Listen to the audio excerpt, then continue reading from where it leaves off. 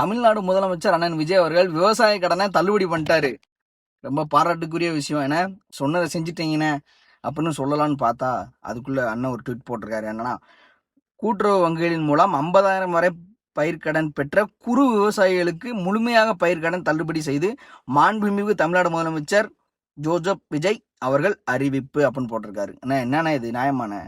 ஆனா அண்ணன் வந்து என்ன சொல்லியிருந்தாங்கன்னா, தேர்தலோட அறிக்கையிலையும் சரி அவங்களோட அறிக்கையிலையும் என்ன இருக்கு அப்படின்னா, தேடி கண்டுபிடிச்சி எடுத்ததுதான் 5 ஏக்கருக்கு குறைவா நிலம் வைத்துள்ள விவசாயிகளுக்கு கூட்டுறவு வங்கிகளில் வாங்கியுள்ள பயிர்க்கடன் முற்றிலுமாக தள்ளுபடி. அதாவது 5 ஏக்கருக்கு குறைவா இருக்கிறவங்களுக்கு தள்ளுபடி பண்ணுவோம் அப்படின்னு முதல்ல சொன்னாங்க.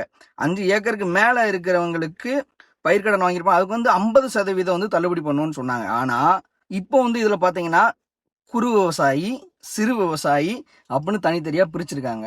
ஆனா இது என்னென்ன நியாயம்? விவசாய கடனை தள்ளுபடி பண்ணிடுவேன்னு சொன்னீங்க, இப்போ சிறு விவசாயி குறு விவசாயின்னு சொல்றீங்க.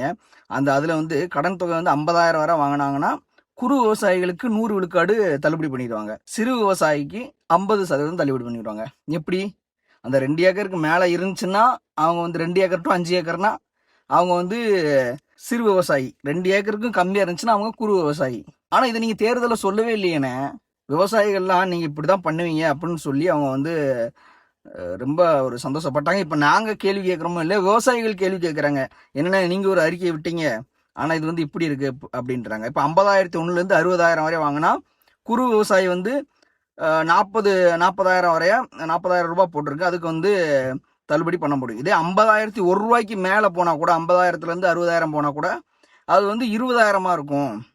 நீங்கள் வாங்கின கடன் வந்து எப்படின்னா ஒரு 50% கம்மி பண்ணுவாங்க. அதே மாதிரி 60,001 70,000 வாங்கினா குறு விவசாயிகளுக்கு 30,000, 60,001 70,000 போனால் 15,000. ஏன்னா என்னென்ன இது? ஐயா என்னங்க, எனக்கு ஒன்றுமே புரியல ஐயா. அப்படி அதே செய்தி வெளியீடு தான் உங்களோட தரப்புலேருந்து விட்டுருக்காங்கண்ணே. என்னன்னு பார்த்தீங்கன்னா, கூட்டுறவு வங்கிகளின் மூலம் 50,000 வரை பயிர்க்கடன் பெற்ற குறு விவசாயிகளுக்கு முழுமையாக பயிர்க்கடன் தள்ளுபடி செய்து அப்படின்னு போட்டிருக்காங்க. மாண்புமிகு தமிழ்நாடு முதலமைச்சர் ஜோசப் விஜய் அவர்கள் தலைமையில் இன்று 25/5/2026 தலைமைச் செயலகத்தில் நடைபெறும் ஆய்வுக் கூட்டத்தில் விவசாயிகளுக்கு பயிர்க்கடன் தள்ளுபடி அறிவித்தாரா?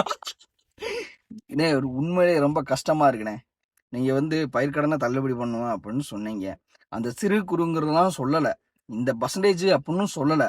ஆனால் அறிக்கையை வெளியே விட்டுட்டு இப்போ வந்து விவசாயிகள் எல்லாம் கேள்வி கேட்க ஆரம்பிச்சிருக்காங்க.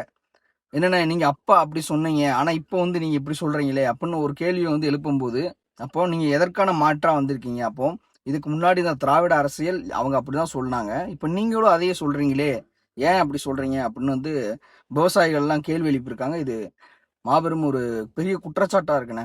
நீங்கள் வந்து தள்ளுபடி பண்ணுவீங்கன்னு சொன்னீங்க, அது வந்து இப்போ பொய் வாக்குறுதியாக மாறிடுச்சு அப்படிங்கிறத நிறைய பேர் சுட்டி காமிச்சிட்டு இருக்காங்க. இதுதானே உண்மை.